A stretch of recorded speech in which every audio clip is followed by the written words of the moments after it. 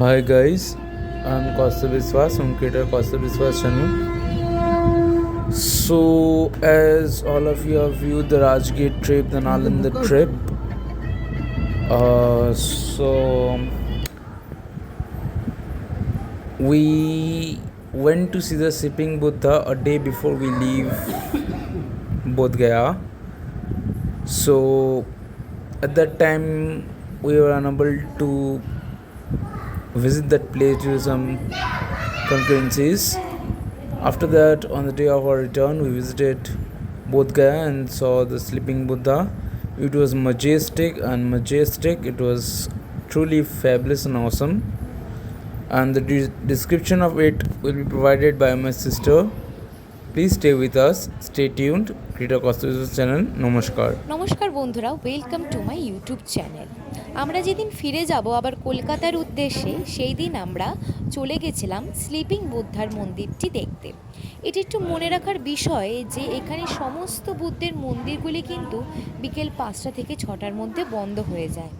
তাই আপনারা যারা এখানে ঘুরতে আসবেন তারা অবশ্যই বিকেল 6টার মধ্যে আসবেন, না হলে এই সুন্দর মন্দিরটি উপভোগ করতে পারবেন না। এখানে একমাত্র একটি পুরনো ঐতিহ্যময় বুদ্ধের মন্দির আছে, সেটি শুধুমাত্র রাত 9টা পর্যন্ত খোলা থাকে। তাই এখানে আসার আগে অবশ্যই আপনারা ক্লোজিং টাইমটা কিন্তু দেখেই আসবেন, কারণ আমরা আগেরবার যখন গেছিলাম এই মন্দিরটি দেখতে তখন এই মন্দিরটি বন্ধ হয়ে গেছিলো।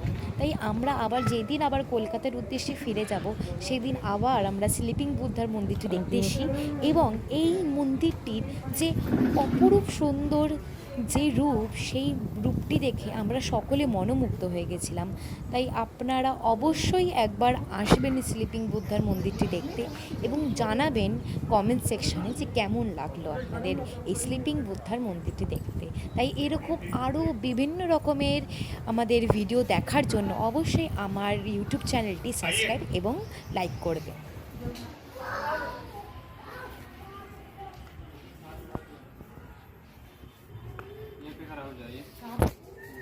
यहाँ खड़ा हो जाए।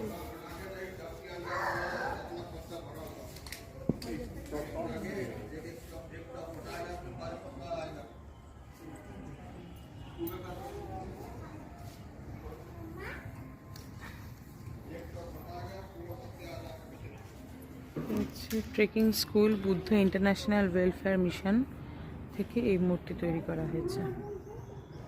শুধু দেখুন, কিছু বলার অপেক্ষা রাখে না।